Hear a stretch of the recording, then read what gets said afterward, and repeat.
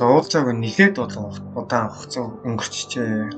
Тэгээд цаг баг гарчиж сар гар бичлэг хийгээгүй те. Тэгээд ганц хоёр бас болон үзэгчтэй болсон юм шиг байлаа. Тэр хүмүүст бол баярлалаа. TikTok-оор ч юм уу те, Instagram-аар, Facebook-ээр биччихлээ.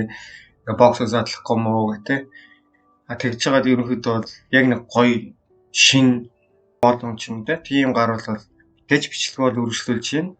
Тэгээд сая сар гар хугацаанд бол үнэхээр завгүй байлаа. 22 онд ч тийм. Ерөнхийдөө 21 он тийм 11 сарын сүүлээр одоо Арканыг бол анх season 1 нь бол үзчихсэн. Үнэхээр их таалагдчихсэн. Тэгээд тэр үед болохоор би чинь уцсны Wild Rift бол тоглодог байсан. Mobile Legends тоглолтынхаа хажуугаар Wild Rift яг Монголд болж байгаа хэцүү л те. Татчих юм та яагаад. Тэгээд өөдөө таалагдчихсан. Тааш хамт ингээд гоё фрэнд болоод найзууд болоод тоглоё гэсэн хүмүүс байдгүй. Одоо энэ Аркан гараад арай нэг хүмүүс нь илүү олон болсон байх гэж бол найдаж байна. Тэгээд тэр одоо Facebook group дээр байдаг юм лээ. Ингээд айтайгаа өгч найзууд бол хамт арах юм байна уу? Нөө шүү дээ. Хинч явах гэж коммент. Гэт нөгөө л манайхан чи Mobile Legends гэлээдэг те. Толчин шал өөр төвшнэх одоо тэр уцсных нь Wild Rift нүртэл хандтал үнэхээр таалагдсан. Шал өөр шүү дээ. Дүрслэл мөрслөл тэ скиллний сонголт Монгол баатруудын сонголт нь хүртэл ямар илээ. За тэгээ нэг сальж нэг молох яах вэ? Цаашаа өргөжлүүлээд тэгээд би болохоор аниме нь бол тэгээд шимтэн байж анимашныг хүлээж үзсэн, видео гейм төрлийн одоо сүүлийн үед тийм тоглоомнуудаас ерөөсөө ингэ одолж чадсан бол анимашн бол өстой ховор байгаа гэж би бол бодож байна. Дандаа л явна нэг байдлаар те Японы явна нэг манга зохиогч ч юм уу те. Тийм хүмүүсийн л аниме дандаа л ингээл нөө нэгт явж идэг. Тэгээд энэ удаад энэ акшн төрлийн Аркан аним бол гараад миний сэтгэл өнөхөр хоногдсон байсан. Тэгээд саяны нэг хэсэг сар завгүй хугацаанд гинтл Аркан нэг мэдэд нээлттэй ижлэг хүлээгээд өжтөл цогцож хордсон юм аа. Тэгээд 20 дахь сесн үзэж эхэлсэн. Тэгээд үнэхээр гал авлаа. Тэгээд өнөөдөр 23-нд бол бичлэг хийгээд зорж цав гаргаж хийлээ. Өнөөдөр болохоор сүүлийн 3 анги нь орно. Одоо 7, 8, 9 дахь. Одоо сесн 2-ын 7, 8, 9-ийн ангиуд орноо. Хамгийн сүүлийн 3 анги. 1-ээс 6 хүртэл ангиуд гарцсан. Нэгдүгээр ангиасаа л зүгээр үнэхээр гайхалтай байл. Тэгээд үдсэн хүмүүс бол дор сэтгэлээ өчөөд яваар ямар сэтгэл төрсөн. Тэгээд үнэхээр бол гайхалтай. Мэдрэмжийг л авсан бол гэж найдаж байна. За тэгээд энэ Арканы талаар зөв богинохон зүгээр ерөөдөө нэг яриа хийчээ гэж бодлоо. Тэгээд Аркан болохоор анх хаанаас гаралтай юу вэ гэдгийг ер нь бол хилээд авахгүй бүгд л олоос гаралтай бол мэднэ. Тэгээд одоо Аркан болохоор Кристиан Линк бол Алекс И нарын бүтээсэн тийм акшн төрлийн телевизийн сурал юм аа. Тэгээд үүнийг болохоор Riot Games-ийн удирдлагын дор Франц Fortiche гэдэг ийм хүүхэлдэйн киноны студ бол үйлдвэрлэж Netflix түгээсэн юм байна. Энэ нь болохоор одоо 2021 оны 11 сарын 6-наас 20-ны хооронд бол анх цацагдсан. Яагаад энэ цацагдсан бэ гэвэл одоо 2019-нд болсон одоо лолын тийм 10 дахь он жилийн баяр дээр энэ одоо анимашныг бүтээгээд Netflix-ээр одоо задлсан юм байна. За тэгээ 2 дахь сизон болохоор саяхан 2024 оны 11 сарын 9-нд нээлттэйсэн бөгөөд 11 сарын 23 хүртэл ингээд 3 анги засагдж байгаа. Тэгэхээр өнөөдөр 23 гэхээр сүүлийн 3 анги өнөөдөр орцсон гэсэн. Одоо орцсон ч гэж яг цагийн бүсгээс шалтгаалаад орцсон газар орог газар байгаах хүлээдэг байгаа. За тэгээ энэ дээр юу гардаг вэ гэд товчхон дүгнэхэд бол те одоо V болон Jinx гэдэг ихчдүү хоёр те энэ хоёрын талаар бол мэдээ гардаг. Багада одоо аавгаа алдаад тэгээд аавыг нь одоо алсны дараа тэр бурууг бол аав нь алгацсны те бурууг болохоор их чин дүүлэг гэж ихэд чи ингэж гай болчлаа аавыг аврах чахдаг ингээд бас дандаа л ингээд гай болох юм аа дүү өргөд бол зэмлэлчтэйгээ яг энэ үед нэг аавыг нь алсан дайсны өдөртөж болохоор дүүгийн ерөнхийдөө тийм сэтгэл нэмзэг байгаа үед ингээд би чиний талд байна надтай хамт бай яг тэр үед дүү нь болохоор бүр уурнууд хичээхээс угаас манай гэрийнх нь хайсаа ингэсэн би чиний намайг надад туслаач. Тэгээ ингээд эндээс бол цаашгаа энэ хоёрын түүх хөрөнгөө ерөөдөө ингээд хоёр талд орогдсон. Сайн муу тал гэх юм уу? Юу гэдэг. Сайн муу талч биш л те.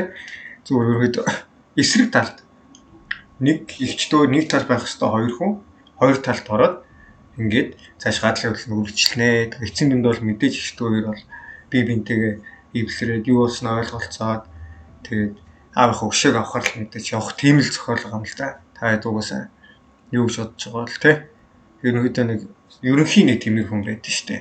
Аах уушиг ах хүн чи юу гэнтэй ингээд ерөнхийдөө нэг тэр нэг завхарсан бүр ингээд булангарцсан нийгмийг бол ганцаараа бол юус өөрчилж чадахгүй. Тэгээ хоёулаа нийлээд буцаад ингээд цаашаа явах тийм иймэрхүү зохиолтой нэг анимашн төрлөг байгаа. Тэгээ энэ дээр болохоор баагаар тэгэл хоёр талаас нь ингээд туслахаар ингээд лол дээр үүдэг бүх баатрууд тий. Ерөөдөө байдаг баатрууд нь гараалгаа ингээд сийсэн 2 нэг дээр байсан 2 дээр бүр ингээд ихсэл тий. Тад бол мэдэх бах. Тэгээ цаашгаа ингээд өргөжлөд явах тусам илүү гоё болгох хаа. Тэгээд энэ бол гол тэгээд зүйл нь болохоор аркан дээр тулгуурлаж байгаа гэж миний хувьд бол бодож байгаа. Арканыг бол та хэд бол сизон 1 дээр үздэг шүү дээ. Одоо нэг Жэний тийм хадгалсан байсан аркан алдагдаад тэгээд тэр үед болохоор нөгөө аркан амар хүчтэй зөв нэг нь л дэлбэрэхэд одоо тэр нэг байшин бол сүрүүлээ ачдаг. Тэгээд тэнгууд тэр зүйлийг болох Jinx бол өөртөө нэг хадгалаа аваад үлдчих. Тэгээ иймэр бол анимашн эхлээд гол учир нь бол аркан дээр төвлөрөөд байгаа. Одоо хоёрдугаар ангид бол аркан бол ямар хүчтэй вэ те? Одоо арканоос болж ямар зэвсэг бүтээгдэж чинь тэрний хүчин ингээд хүчлэл юу те?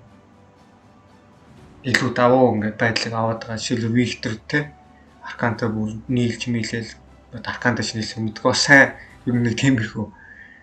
За тэгээд ерөнхийдөө бол цааш үргэлжлэж байгаа. Сүүлийн 3 анги бол үнэхээр галаа баг. Тэгээд Warwick те одоо Jinx BO2-ийн аав тэр мэрхсгүү тэгээд одоо 6 дахь ангийн эндинг ским бол үнэхээр гонхтой одоо юу хэлвтэй. За тэгээд ерөнхийдөө олон хүмүүсийн шөмжлөгчтэй үзэж байгаа хүмүүсийн үзүүлэлтээр бол анхны бол юу гэдэг үйл ажиллагааны дараа л дөрөв сэтгэл хөдлөлийн жин тэ дуу аваа дуулахны жүжиглэл зэрэг бол үнэхээр нэгдүгээр бүлэгтээ бол магтааж бүлээн зөвшөөрсөн байна. Үнэхээр сайн үнэлгээд байгаа. За тэгээд хоёр дахь үйлчлэг бол хөдөлгөөнд дүрслэл одоо тууны үзүүлбэрийг магтан сайшааж мөн одоо энэ зүүн одоо нэг тулааны хэсгүүд байгаа шүү дээ. Эдрэг бол бүр үнэхээр сайнаар хүмүүс үнэлээд байгаа юм байна. Тэгээд бүр одоо лолыг тоглож үзээгүй хүмүүс бол бүр илүү маш сайн ингээд сайшааж байна. Одоо лолыг тоглодог хүмүүст бол үнэхээр таатайгаа одоо баатардхаа түүхийг үзээд байж байгаа. А тэгээд тоглодгоо хүмүүс болохоор лолыг мэдчихгүйсэн энэ амиг сайн ингээд үнэлж байна. Жишээл нэг жишээ төрөлт одоо Dota тоглодог, би ч Dota тоглодог байсан та нарцсан. Ял нэгээс тухайд лолыг тий одоо нэг яагаад тий дижлэл юуд тоохгүй хүмүүс л бол яа баг би дотоодоо олон хүмүүс одоо тэр хүмүүс хүртэл тэгэл хэлж шít. Би дотоод олох дуртай ч лолын аним бол хамаагүй гоё наа. Тэр нөгөө Dota-гийн аним тий тэрмээр бол хажууд нь бол зүгээр. Юу гэж хэлэхтэй одоо үнэхээр өөр юм хийх зөндөр тэр тонгой World Craft-аас сэтгүүлсэн тий Dota зөндөр ертөнц захт юу гэдэг юм бэ та. Үнэхээр ойлгоогүй. За энэ хөл байлаа да. Тэгээ цааш бол зөндөө зүйлийг ингээд ярмаараа хэсэгчлээ тий бүлэг болгоно ингээд гоё икап хийгээд ингээд шорт ингээд анимашн болгоо хий гэж бодсон ч одоо гарч байгаа юм бол та хэд угаасаа үзэж байгаа хэрэгтэй. Гол нь үзээгүй хүмүүсээс зөндөө огш байна. Үзээгүй хүмүүстэй гоё хэлээд хамгийн өнөөдөр сүүлийн ангууд гоё цог эхнээс нь үзээд яваад мэдээсэй гэж хүсэж байна. Миний хувьд бол үзэхэд бол үнэхээр харамсахгүй шүү. Заавал бол тоглолтог байхаа албагүй, лолыг цааш тоглох ч албагүй.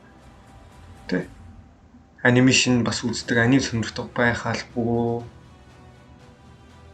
Зүгээр л үзээрэй. Үнэхээр гоё нэг тийм мэдрэмжийг би авсан болохоор бусдаа хаалцах хүслээ. За тэгээд өнөөдөр бичлэгийн үрээд дууслаа. За баярлалаа. Дараагийн бичлэгээр уулзцгаая.